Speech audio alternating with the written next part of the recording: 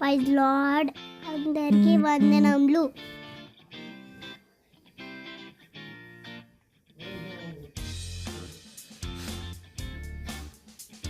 ఈరోజు దేవుని వాగ్దానము. నిన్ను ఆశీర్వదించు వారిని ఆశీర్వదించదను, నిన్ను దూషించు వారిని శపించదను. భూమి యొక్క సమస్త వంశములు నీ యందు ఆశీర్వదింపబడును. ఆదికాండము 12:3. And I will bless them that bless thee, and curse him that curseth thee, and in thee shall all families of the earth be blessed. Book of Genesis chapter 12 verses 3.